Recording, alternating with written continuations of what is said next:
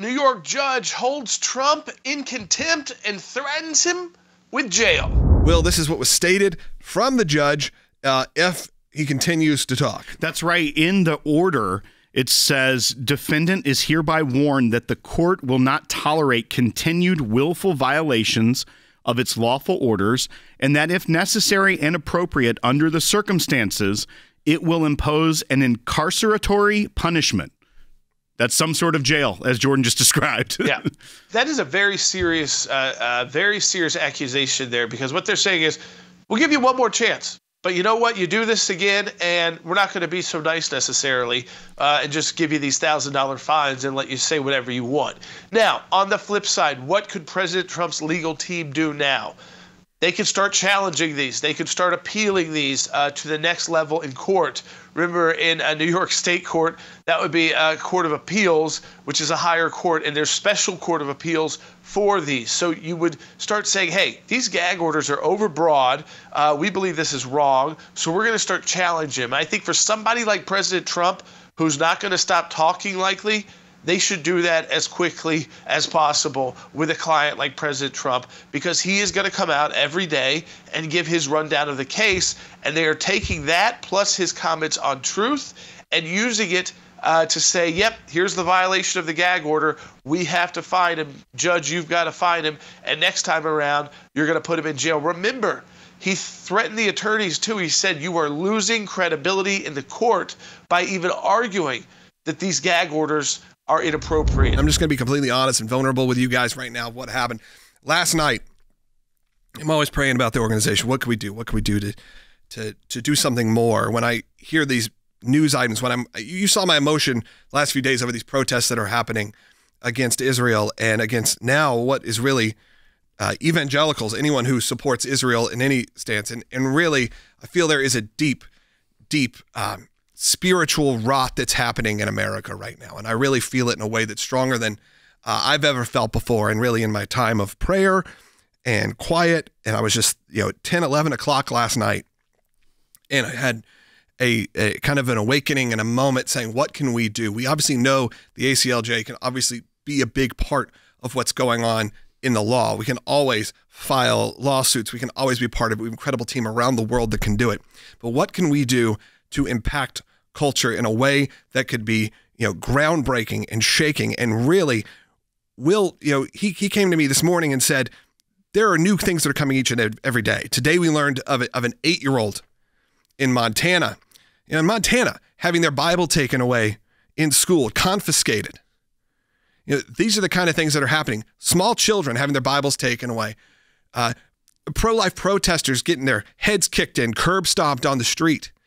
Protests that have taken over our elite institutions, college campuses.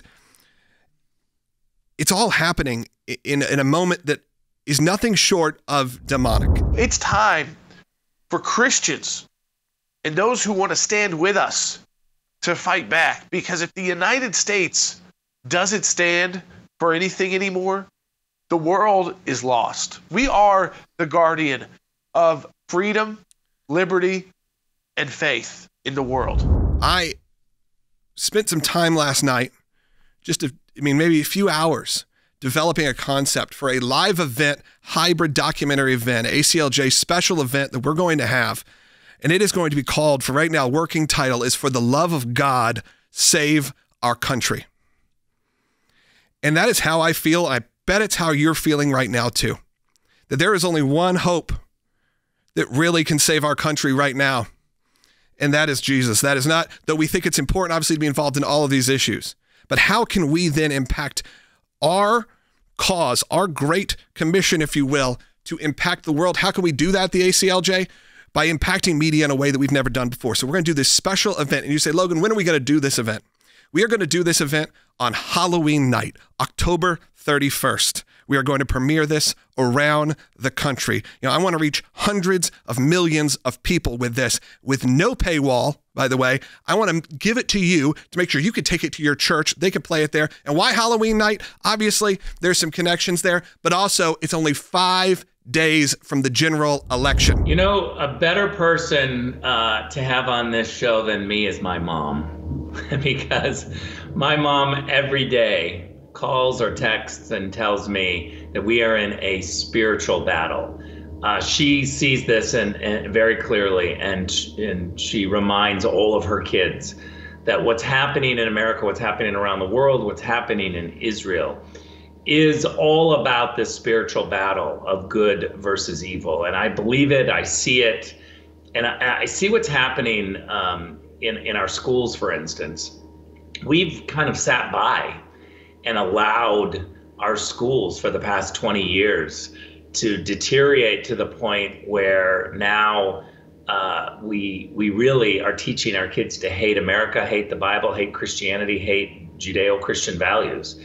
And that's concerning to me. That's very concerning to me. I think that one of the reasons I joined ACLJ is because of this deep-rooted Judeo-Christian value-based system where we look for ways to help. We look for ways to try to get America and policies around the world at the UN or the ICC. We try to bring in our world perspective because I believe this fight that we're having, we need to be involved. We can't sit back and just watch this spiritual battle. We've got to pray. We've got to give. We've got to be vocal. I want you to be involved with it. And if you give today during our Life and Liberty Drive, which ends tonight at midnight, I'm not giving you a lot of time here. I understand. I'm giving you about 12 hours here to act. I'm going to really ask you to do it right now while we're on the air.